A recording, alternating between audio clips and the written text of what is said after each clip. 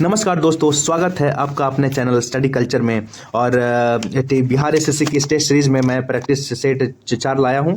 और जानते ही हैं सीट बढ़ के 11,000 से 12,000 हो गया है, तो आप इस तैयारी में लगे रहें। और सेट को आप जितना भी मैं 50 क्वेश्चन करवाता हूं, आप बस जो भी नोट करते जाएं या फिर एक शॉर्ट नोट्स बनाते जाएं, ताकि एक भी क्वेश्चन, जितना भी क्वेश्चन है दोस्तों, इसमें से मैं बता रहा हूँ 5 से 6 क्वेश्चन मैं करवाऊंगा। इसमें से डेफिनेटली आप एक भी प्रश्न जो है इसमें से आपको बाहर नहीं आने वाला है। मैं सारा प्रीवियस ईयर और क्या बोलते हैं जितने भी एग्जाम में आने वाले प्रश्न सबको इंक्लूड करके ये मैं सेट बना रहा हूँ। तो चलिए दोस्तों, मैं वीडियो को शुरू करता हूँ।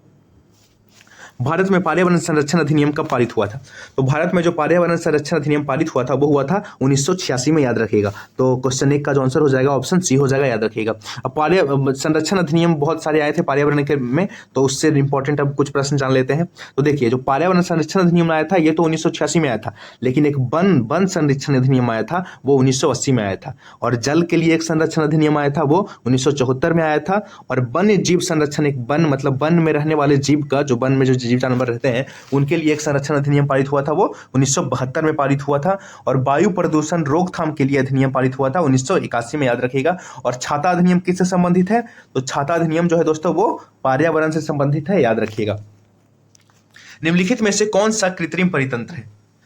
जो कृत्रिम परितंत्र कहने का तात्पर्य हुआ दोस्तों कि मानव के द्वारा बनाया हुआ परितंत्र कौन है, जिसको मानव ने बनाया है। तो दोस्तों देखिए, वन जो है, जंगल जो है, वो तो मानव नहीं बनाता, ये प्राकृतिक रूप से उगता है। जो समुद्र है वो भी मानव नहीं बना सकता है, वो प्राकृतिक रूप से उगता है। और ये जो झील है ये भी मानव नहीं बनाते हैं, ये झील प्राकृतिक रूप से आता है। कुछ कुछ झील हैं जो 1% या 1% से भी कम झील हैं जो मानव द्वारा बनाए गए हैं, लेकिन जो 90 से 99% झील होते हैं वो प्राकृतिक होते हैं। तो इसमें क्या हो जाएगा दोस्तों, बगीचा, गार्डन है वो मानव के द्वारा बनाया जाता है, याद रखिएगा।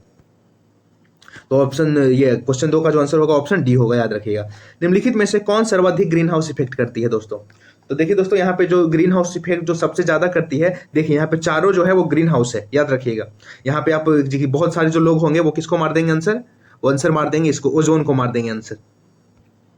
बहुत सारे जो लोग हैं वो ओजोन को, ये ओजोन नहीं, CO2 को आंसर मार देंगे। लेकिन इसका जो आंसर होगा दोस्तों वो होगा ऑप्शन ए, जलवाष्प। जो जलवाष्प होता है दोस्तों ये सर्वाधिक क्या बोलते हैं ग्रीन हाउस इफेक्ट करता है, याद रखिएगा। तो क्वेश्चन 3 का जो आंसर हो जाएगा ऑप्शन ए हो जाएगा, याद रखिएगा। अब चलिए कुछ ग्रीन हाउस को जान लेते हैं, ग्रीन हाउस गैसेस को जान लेते हैं। जो प्राकृतिक में पाया जाता है वो है वाटर वेपर है, मीथेन है, नाइट्रस ऑक्साइड है और कार्बन डाइऑक्साइड है। ये चारों नेचुरली ऑकर है, लेकिन कुछ कुछ है जो मानव द्वारा उसके जो पॉल्यूशन के थ्रू जो इन्फ्लुएंस होते हैं वो है कार्बन डाइऑक्साइड। ये तो मानव तो ये तो कर ही रहा है। नाइट्रस ऑक्साइड भी करता है, मीथेन भी करता है, और CFC और ओजोन भी मानव द्वारा उत्सर्जित होता है, याद रखिएगा। भारत के मुख्य भूमि का दक्षिणतम बिंदु कौन सा है? तो भारत का जो मुख्य भूमि है दोस्तों, जैसे कि देख लीजिए यहाँ पे मैंने बता रखा है। यहाँ पे जैसे कि ये भारत है, ये हमारा प्यारा भारत है। तो ये जो मुख्य भूमि यहीं तक है। ऐसे तो हमारा जो भूमि है अंडमान निकोबार यहाँ तक है दोस्तों, है ना। लेकिन जो मुख्य भूमि का जो दक्षिणतम बिंदु है वो कहाँ तक है? कन्याकुमारी तक है, कन्याकुमारी तक है। तो इसका आंसर हो जाएगा ऑप्शन बी। लेकिन कन्याकुमारी में जो मुख्य लास्ट दक्षिणतम बिंदु है कन्याकुमारी में, उसका नाम है केप कोमोरिन, याद रखिएगा। केप कोमोरिन, याद रखिएगा। और इंदिरा पॉइंट जो है दोस्तों, ये जो हमारा अंडमान निकोबार में जो सबसे दक्षिणतम जो बिंदु है अंडमान निकोबार का, ये 6 डिग्री 4.5 मिनट, ये है कहाँ? इंदिरा पॉइंट। तो अगर पूछ देगा ना कि भारत का दक्षिणतम बिंदु, सिर्फ भारत पूछेगा तब तो हो जाएगा यहाँ पे इंदिरा पॉइंट हो जाएगा। लेकिन पूछ रहा है यहाँ पे क्या कि भारत के मुख्य भूमि का, तो भारत का जो मुख्य भूमि है इसका जो दक्षिणतम बिंदु क्या हो जाएगा? कन्याकुमारी हो जाएगा। तो इसका जो आंसर हो जाएगा दोस्तों, याद रखिएगा, क्या हो जाएगा? इसका आंसर हो जाएगा कन्याकुमारी। तो ऑप्शन 4 का, क्वेश्चन 4 का जो आंसर हो जाएगा ऑप्शन बी हो जाएगा, याद रखिएगा। देखिए दोस्तों, मैंने बताया इसका क्या है, यहाँ पे कन्याकुमारी है दक्षिणतम 8.4 डिग्री 6.45 मिनट इंदिरा पॉइंट हो गया। और इसका जो नॉर्थ वाला जो बिंदु है वो कौन है दोस्तों? नॉर्थ वाला जो बिंदु है वो है हमारा यहाँ पे इंदिरा कॉल, याद रखिएगा। इंदिरा कॉल हो गया। और यहाँ पे ये हो गया कौन? गौहर माता। और यहाँ पे किविथु हो गया, याद रखिएगा। चलिए आगे बढ़ते हैं। भारत में किस प्रकार का वन सर्वाधिक भाग में पाया जाता है? तो भारत में सर्वाधिक भाग में जो पाया जाने वाला वन है वो याद रखिएगा दोस्तों है उष्णकटिबंधीय पर्णपाती वन। तो क्वेश्चन 5 का जो आंसर हो जाएगा ऑप्शन बी हो जाएगा, याद रखिएगा। चलिए जानते हैं भारत में कितने तरह के जो फॉरेस्ट या वन पाए जाते हैं। तो दोस्तों जो मूलतः रूप से है जो भारत में जो है वो 5 तरह के ही वन पाए जाते हैं, याद रखिएगा। एक होते हैं एवरग्रीन फॉरेस्ट जिसको सदाबहार वन कहते हैं, एक होते हैं डिसियस फॉरेस्ट जिसको पतझड़ पर्णपाती या पतझड़ कहते हैं, तीसरा होता है पर्वतीय जो कि पेड़ पौधे हमारे हिमालय में फलते हैं, और चौथा होता है डिजर्ट जो कि मरुस्थल हमारे राजस्थान में फलते हैं, और एक होता है मैनग्रोव जो हमारे सुंदरवन डेल्टा या भी जितने भी डेल्टा हैं हमारे पूर्वी घाट में वहां पे फलते हैं। तो याद रखिएगा, तो टोटल 5 तरह के फॉरेस्ट भारत में पाए जाते हैं। जो सबसे ज्यादा जो होता है दोस्तों वो कौन है, ये याद रखिएगा कौन है सबसे ज्यादा है, ये देखिए मैंने बता दिया, पर्णपाती। जो पर्णपाती जो है देखिए सबसे ज्यादा कौन है, ट्रॉपिकल जो है दोस्तों यहाँ पे मैंने आपको बताया कि उष्णकटिबंधीय मतलब ट्रॉपिकल डिसियस फॉरेस्ट जो है सबसे ज्यादा पाया जाता है हमारा भारत में, याद रखिएगा। मैंने यहाँ पे बता भी दिया डिसियस जो पर्णपाती वन है, देखिए यहाँ पे लाइनिंग है, यहाँ पे आपको पता चल ही रहा होगा, ये वाला ये हिस्सा में सिर्फ पर्णपाती वन पाए जाते हैं। उष्णकटिबंधीय पर्णपाती वन भारत में सबसे ज्यादा पाए जाते हैं, याद रखिएगा। चलिए आगे बढ़ते हैं। निम्नलिखित कथनों में से कौन सा कथन सही है? तो निम्नलिखित जो कथन है उनमें से सबसे जो कथन सही है देख लेते हैं। पहला कथन है हिमालय के पश्चिमी भाग की अपेक्षा पूर्वी भाग में अभी अधिक विविधता पाई जाती है। तो हाँ दोस्तों याद रखिएगा, जैसे कि हमारे हिमालय जो है, जैसे कि हिमालय जैसे यहाँ पे देखिए हमारा को जो हिमालय देखिए, यहाँ हिमालय हमारे यहाँ से यहाँ तक है, यहाँ तक फैला हुआ है, पश्चिम से पूरब की ओर फैला हुआ है, हमारे तो उत्तर पूर्वी भारत तक फैला हुआ है। तो इसमें कह रहा है कि पश्चिमी भाग की अपेक्षा पूर्वी भाग में यहाँ पे अभी अधिक विविधता पाई जाती है। तो सही बात है दोस्तों, यहाँ पे जो विविधता है अधिक पाई जाती है और इधर कम पाई जाती है। तो पहला जो ऑप्शन होगा वो सही होगा। अब कह रहा है कि हिमालय के पश्चिमी भाग की अपेक्षा पूर्वी भाग की चौड़ाई अधिक होती है। तो नहीं दोस्तों, सबसे ज्यादा जो चौड़ाई होती है वो पश्चिमी भाग में होती है, याद रखिएगा। इधर जो हिमालय की चौड़ाई वो कम है। तो ये ऑप्शन 2 हो जाएगा, गलत हो जाएगा। तो इसका आंसर हो जाएगा ए, केवल ए। तो प्रश्न 6 का जो आंसर हो जाएगा ऑप्शन ए हो जाएगा, याद रखिएगा। देख लीजिए मैंने यहाँ पे भी बता दिया कि हमारा जो यहाँ पे जो भाग है हिमालय का, देखिए इसका जो चौड़ाई है देखिए कितना ज्यादा है, देखिए है ना, चौड़ाई यहाँ पे ज्यादा है, यहाँ पे देखिए चौड़ाई कितना कम गया है। तो पश्चिमी भारत में जो है चौड़ाई कम है, पूर्वी में नहीं ज्यादा है, पूर्वी में कम है, याद रखिएगा। अब आते हैं अरब सागर में गिरने वाली भारत की सबसे बड़ी प्रायद्वीपीय नदी कौन है? तो अरब भारत में गिरने वाली भारत की जो सबसे बड़ी प्रायद्वीपीय नदी है वो है गोदावरी, याद रखिएगा। नहीं गोदावरी नहीं दोस्तों, नर्मदा है, सॉरी मैंने ये हो गया। सबसे जो प्रायद्वीपीय भारत की जो सबसे बड़ी नदी है जो कि अरब सागर में गिरती है वो नर्मदा है, याद रखिएगा। नर्मदा है दोस्तों, याद रखिएगा।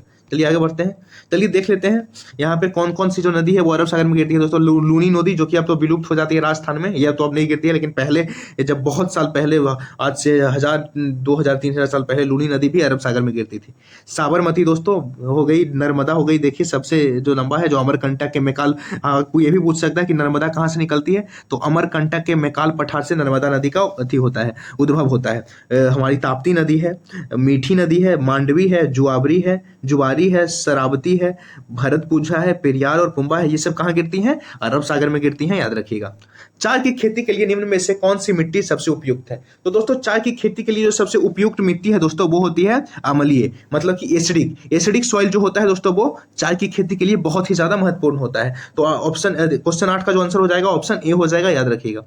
चलिए जानते हैं जो हमारा भारत है उसमें कहाँ कहाँ चाय पाया जाता है। तो देखिए दोस्तों मूलतः जो है हमारा चाय जो है कहाँ मिलता है दोस्तों? 2 ही रीजन में मिलता है, एक तो कलकत्ता हो गया दोस्तों, और दूसरा तमिलनाडु, केरला और कर्नाटक हो गया। ये जो साउथ का जो ये ग्रीन रीजन है यहाँ पे, और एक कलकत्ता में। लेकिन अब इतने मतलब हाइब्रिड के जमाने में जो है, अब तो वेस्ट बंगाल और असम में तो मिलता ही है, लेकिन जो हाइब्रिड के ज़माने में आप देखिएगा कि त्रिपुरा हो गया, अरुणाचल प्रदेश हो गया, हिमाचल प्रदेश हो गया, उत्तर प्रदेश हो गया, सिक्किम, मणिपुर और नागालैंड, ये सब में भी अब जो है इसका क्या बोलते हैं, टी जो हमारे चाय का है खेती होने लगा है। तो इसका जो आंसर हो जाएगा, बहुत सारा जो पूछ लेता है दोस्तों कि चाय की खेती कहाँ होती है, तो मूलतः तो होती है दोस्तों वेस्ट बंगाल और असम, तमिलनाडु, केरल और कर्नाटक में। लेकिन अब इतने भी बहुत सारे रीजन है जहाँ अब चाय का खेती होने लग गया है, याद रखिएगा।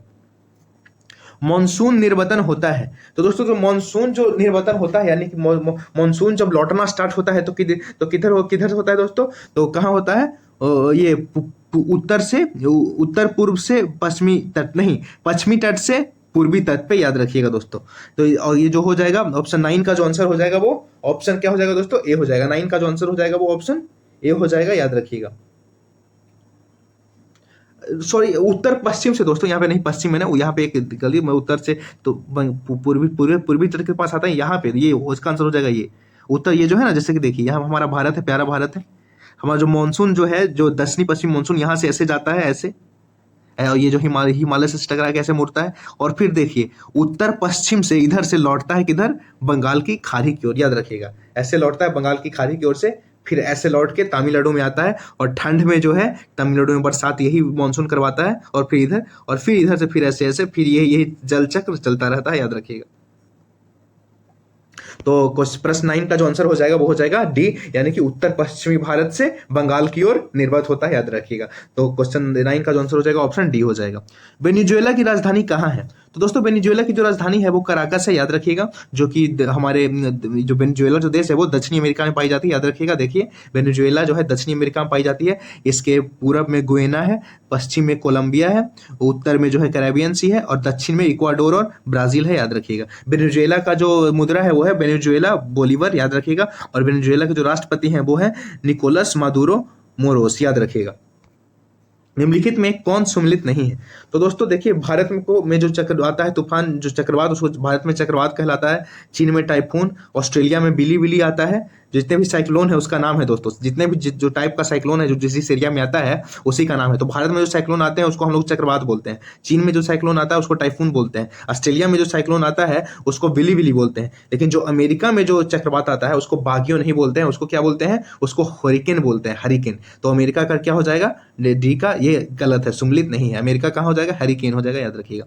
देखिए दोस्तों अमेरिका का ये है, यहाँ पे देखिए अमेरिका में हरिकेन है, यहाँ पे एक सेकेंड, अमेरिका में हरिकेन आता है, साइक्लोन हमारे भारत वाले एरिया में आता है, विली विली जो है ऑस्ट्रेलिया में, और टाइफून जो है ये चाइना वाले एरिया में आता है। चलिए आगे बढ़ते हैं। कोरल रीफ या प्रवाल भित्ति मुख्यतः कहीं पाई जाती है? तो दोस्तों जो ये कोरल जो रीफ है या प्रवाल भित्ति है, जो कि मूंगा जो होते हैं, मूंगा से बनते हैं, मूंगा पत्थर से बनते हैं, जो कि कैल्शियम का बना होता है, जो वो अपने डेड सेल से बनाते हैं। तो जो कोरल रीफ जो प्रवाल भित्ति है मुख्यतः कहीं पाई जाती है? तो मुख्यतः ये कर्क एवं मकर रेखा के पास पाई जाती है, याद रखिएगा दोस्तों। इसका जो ऑप्शन 12 का जो आंसर हो जाएगा वो हो जाएगा ऑप्शन सी, याद रखिएगा। देखिए मैंने बताया, देखिए यहाँ से 30 डिग्री के नीचे जो 23 डिग्री होता है, यहाँ पे देखिए, यहाँ पे जो होता है 23 डिग्री नॉर्थ और ये 23 डिग्री साउथ यहाँ पे होता है ना, तो इन्हीं के आसपास जो है क्या पाया जाता है, मूंगा। देखिए यहाँ पे बना हुआ यही दोनों के बीच में क्या पाया जाता है, मूंगा। देखिए ऑस्ट्रेलिया का जो ये है पश्चिमी घाट पे ग्रेट बैरियर रीफ है, हमारा ये जो लक्षद्वीप है, यहाँ पे हमारा लक्षद्वीप है, या फिर ये जो मालदीप है, ये सब मूंगा द्वीप है, याद रखिएगा, मूंगा से बने हुए हैं। तो प्रश्न इसमें पूछा गया है क्या कि कोरल रीफ या प्रवाल भित्ति मुख्यतः कहीं पाई जाती है? तो कर्क एवं मकर रेखा के पास, याद रखिएगा। तो 12 का जो आंसर हो जाएगा ऑप्शन सी हो जाएगा। स्वर्ण सिंह समिति का संबंध है? तो दोस्तों जो स्वर्ण सिंह समिति है उसका जो संबंध है दोस्तों वो याद रखिएगा कि मूल कर्तव्यों से है, यानी कि फंडामेंटल ड्यूटी से है। तो 13 का जो आंसर हो जाएगा ऑप्शन सी हो जाएगा। और जो मूल कर्तव्य थे हमारे मौलिक संविधान में नहीं थे, इसको जो है जोड़ा गया था 42वें संविधान संशोधन द्वारा, याद रखिएगा। मौलिक कर्तव्य को किसके अनुशंसा पे? तो सरदार स्वर्ण सिंह समिति के अनुशंसा पे, याद रखिएगा। तो ये भाग 4 के क्रम में इसको जोड़ा गया है, जिसमें अनुच्छेद 51 का के अंतर्गत इसको रखा गया है। और अभी जो वर्तमान में जो मौलिक कर्तव्य है वो 11 है दोस्तों, याद रखिएगा। चलिए प्रश्न नंबर 14 पे आते हैं। न्यायोचित एवं मानवीय कार्यदशाओं एवं मातृत्व सहायता के लिए के उपबंध के लिए संविधान के किस अनुच्छेद में अनुबंध किया गया है? तो बताइए दोस्तों कि न्यायोचित या मानवीय कार्यदशाओं तथा मातृत्व सहायता के लिए उपबंध संविधान के किस अनुच्छेद में किया गया है? तो जैसे कि दोस्तों न्यायोचित जो होता है, जैसे कि कोई मातृत्व है वो प्रेग्नेंट है तो उनके लिए जो कुछ उपबंध किया गया है मातृत्व सहायता के लिए, या न्यायोचित मानवीय कार्य करवाने के लिए एक उपबंध किया गया है, ये किसमें किया गया है दोस्तों? तो ये किया गया है अनुच्छेद 42 के अंतर्गत, याद रखिएगा। चलिए अब जानते हैं डिटेल में ये अनुच्छेद 42 को। तो अनुच्छेद जो 42 है दोस्तों वो उसमें मैंने बताया कि काम की न्याय संगतता होनी चाहिए, ऐसा काम जो इंसान कर सके, ये नहीं कि मतलब पहाड़ तोड़ने का कोई कैपेबल नहीं उससे पहाड़ तोड़वा ले, तो ऐसा काम देने का उपबंध सरकार करेगा, राज्य द्वारा किया जाएगा। और मानवोचित दशा भी दिया, ऐसा नहीं कि मतलब वो कोई अथी कर दिया वहाँ पे वो लावा फूट रहा है वहाँ पे काम दे दिया, ऐसा नहीं होना चाहिए। तो मानवोचित मतलब मानव के लिए ऐसा दशा होना चाहिए जहाँ पे वो काम कर सके। और प्रस्तुति सहायता, अगर कोई महिला शिक्षक है, अगर वो प्रसव में है, वो प्रेग्नेंट है, तो उनको मातृत्व के लिए जो छुट्टी मिलती है वो अनुच्छेद 42 के तहत ही मिलती है, याद रखिएगा। तो अनुच्छेद 42 मैंने बता दिया। है। आप जानते हैं अनुच्छेद 39, तो अनुच्छेद 39 में जो है दोस्तों स्त्री और पुरुष के समान कार्य के लिए समान वेतन का उपबंध जो है अनुच्छेद 39 में मिलता है। अनुच्छेद 41 में है कुछ दशाओं में काम, शिक्षा और लोक सहायता पाने का अधिकार। तो कुछ जो दशाओं में राज्य से काम, शिक्षा और लोक सहायता पाने का अधिकार अनुच्छेद 41 में दिया गया है। अनुच्छेद 43 में कर्मकारों के लिए निर्वाह मजदूरी वेतन, जो कर्मकार हैं उनके निर्वाह के लिए मजदूरी वेतन के मजदूरी के लिए आदि का जो उल्लेख मिलता है वो अनुच्छेद 43 में मिलता है, याद रखिएगा। तो मैंने बता दिया दोस्तों, न्याय, उचित एवं मानवीय कार्यों तथा मातृत्व सहायता का उपबंध संविधान के अनुच्छेद 42 से मिलता है। तो क्वेश्चन 14 का जो आंसर हो जाएगा ऑप्शन सी हो जाएगा, याद रखिएगा। भारत के नियंत्रक एवं महालेखा परीक्षक के संबंध में निम्नलिखित में से कथनों पर विचार कीजिए। हाँ दोस्तों, तो जो महालेखा जो परीक्षा होते हैं, जो परीक्षक जो होते हैं जिसको कैग बोलते हैं और इंग्लिश में कंटेम्परेरी एंड ऑडिटर जनरल बोलते हैं, उनका जो कार्यकाल होता है वो 6 वर्षों का होता है, याद रखिएगा। और या तो 6 वर्ष का इनका कार्यकाल पूरा हो जाए या 65 वर्ष के हो जाए। तो दोनों में से कोई भी अगर ये हो जाते हैं पहले, तो इनको सेवा से निवृत्त कर दिया जाएगा। या तो 6 साल तक रहेंगे या 65 साल के हो जाएंगे तो ये सेवा निवृत्त हो जाएंगे, याद रखिएगा। यह राष्ट्रपति के पश्चात पर्यंत अपने पद पर बने रहते हैं। तो हाँ दोस्तों, जब तक राष्ट्रपति का कार्यकाल रहता है तब तक ये भी अपने पद पर बने रहते हैं। अगर प्रसाद पद राष्ट्रपति का पद का कार्यकाल खत्म हो जाएगा तो इसका भी पद का कार्यकाल खत्म हो जाएगा। तो इसका क्या हो जाएगा, ऑप्शन बी भी, मतलब दूसरा जो कथन है वो भी सही है, याद रखिएगा। और इसके वेतन एवं अन्य सेवा शर्तें राष्ट्रपति द्वारा निर्धारित होती है। तो हाँ दोस्तों, इसका जो वेतन या जो अन्य सेवाएं हैं ये राष्ट्रपति द्वारा निर्धारित होती है, याद रखिएगा। तो कथन 3 भी है जो सही है। तो इसका जो आंसर हो जाएगा वो ऑप्शन डी हो जाएगा, याद रखिएगा। और हाँ दोस्तों, जो कैग है नियंत्रक एवं महालेखक परीक्षक, इसका जो उल्लेख मिलता है वो अनुच्छेद 148 में मिलता है, याद रखिएगा। राज्यों के मुख्यमंत्री समेत मंत्रियों की अधिकतम संख्या विधानसभा की कुल सदस्यों की कितने प्रतिशत से अधिक नहीं होगी। तो हाँ दोस्तों, जो मुख्यमंत्री होते हैं, मुख्यमंत्री जो विधानसभा में जो मंत्री पद होता है, तो विधानसभा में जो मंत्री पद होता है वो विधानसभा सीटों का 15% से अधिक नहीं होगा। तो इसका जो आंसर हो जाएगा ऑप्शन सी हो जाएगा, याद रखिएगा दोस्तों। और हाँ दोस्तों, ये जो नियम किया गया था, ये पहले था कि ऐसा कोई नियम नहीं था, लेकिन जो 51वां संविधान संशोधन अधिनियम 2003 के द्वारा मंत्रिपरिषद के आकार को निश्चित कर दिया गया, याद रखिएगा। इसके अनुसार केंद्रीय मंत्रिपरिषद में प्रधानमंत्री समेत मंत्रियों की अधिकतम संख्या लोकसभा की कुल संख्या के 15% से अधिक नहीं होगी। तो इसका जो मैंने बताया 15% से अधिक नहीं होगी, ये 51वां संविधान संशोधन द्वारा जोड़ा गया, याद रखिएगा। रीट जारी करना उच्चतम न्यायालय की किस क्षेत्राधिकार में आता है।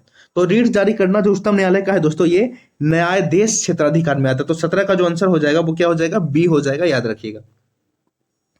दल बदल अधिनियम संबंधित संशोधन कब पारित किया गया। तो दल बदल जो संबंधित अधिनियम है वो कब प्रस्तुत किया गया, ये 1985 में किया गया दोस्तों। और किस अनुसूची में इसको डाला गया, इसको 10वीं अनुसूची के तहत इसको संविधान में ऐड किया गया। इसका जो 18 का जो आंसर हो जाएगा ऑप्शन बी हो जाएगा, याद रखिएगा।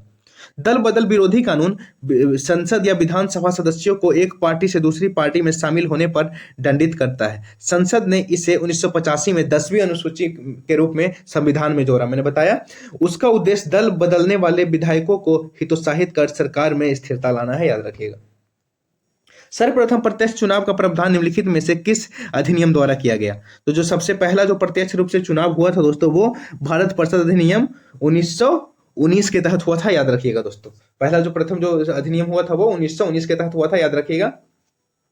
इसके तहत क्या किया गया था, केंद्र में द्विसदनीय व्यवस्था भी की गई थी, याद रखिएगा। इसको मॉन्टेग्यू चेम्सफोर्ड सुधार भी बोलते हैं, याद रखिएगा। तो प्रश्न 19 का जो आंसर हो जाएगा वो ऑप्शन सी हो जाएगा, याद रखिएगा।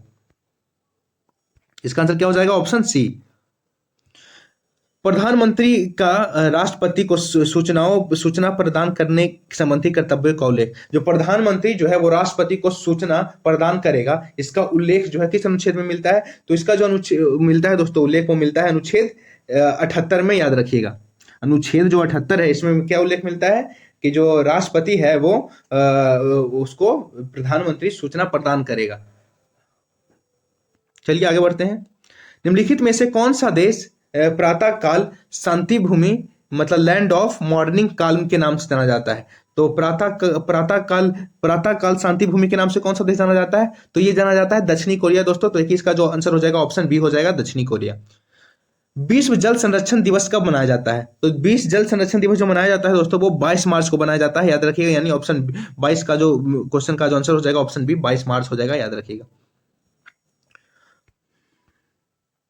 स्वदेशी और बहिष्कार आंदोलन का अनुमोदन कांग्रेस ने किस अधिवेशन में हुआ था? कांग्रेस के किस अधिवेशन में हुआ था?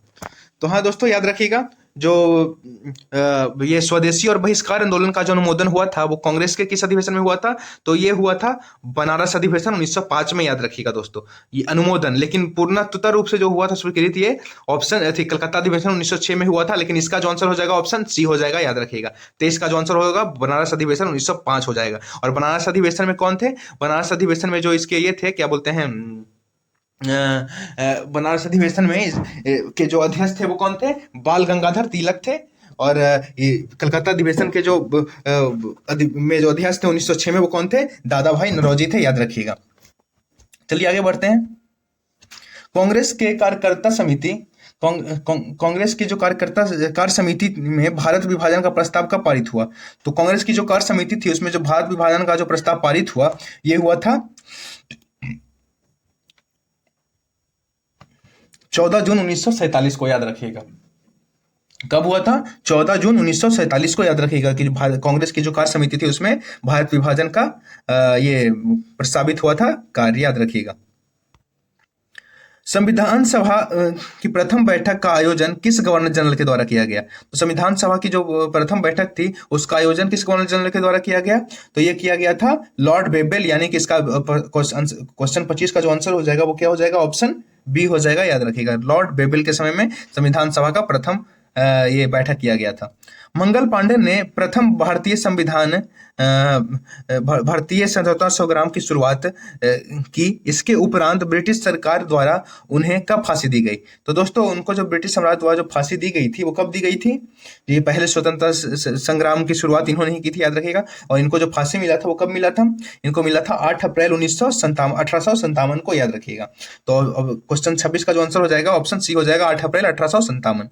बहावी आंदोलन का प्रमुख क्षेत्र नहीं रहा है। तो जो बहावी आंदोलन है उसका जो प्रमुख क्षेत्र नहीं रहा है वो कौन है दोस्तों? वो है, बताइए, वो है असम, याद रखिएगा। तो वो है असम। असम नहीं था, ये तो मूलतः जो था बिहार, पटना में था इसका जो मेन था। तो बिहार उस समय बंगाल रीजन में ही आता था, तो संयुक्त प्रांत जिसको बोलते थे। तो इसका जो हो जाएगा ऑप्शन सी हो जाएगा। प्रमुख क्षेत्र नहीं रहा था, असम नहीं रहा था, याद रखिएगा। तो इसका जो आंसर हो जाएगा ऑप्शन सी हो जाएगा। जो बहावी आंदोलन था इसकी जो स्थापना हुई थी 1826 में हुई थी। इसके जो संस्थापक थे वो थे सैयद अहमद बरेलवी। और इसका जो परिणाम था सिख समुदायों से संघर्ष हुआ जिसमें सैयद अहमद मारा गया, याद रखिएगा। पुस्तक एरिया ऑफ डार्कनेस के लेखक कौन है? पुस्तक जो है एरिया ऑफ डार्कनेस के लेखक कौन है? तो इसके जो लेखक है वो है BS न्यायपॉल, याद रखिएगा। तो इसका जो आंसर हो जाएगा वो ए हो जाएगा। BS न्यायपॉल ने लिखा है एरिया ऑफ डार्कनेस। सूची 1 को सूची 2 से मिलाएं।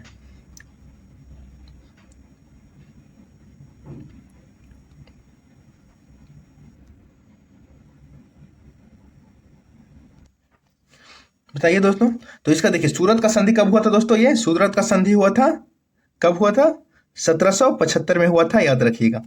पूना का संधि कब हुआ था दोस्तों? तो पूना का जो संधि हुआ था वो हुआ था 1817 में, याद रखिएगा। पूना संधि कब हुआ था? 1817 में। पुरंदर की संधि कब हुई थी? तो पुरंदर की संधि हुई थी कब? 1665 में। और देवगांव की संधि कब हुई थी? तो देवगांव की संधि हुई थी 1803 में, याद रखिएगा।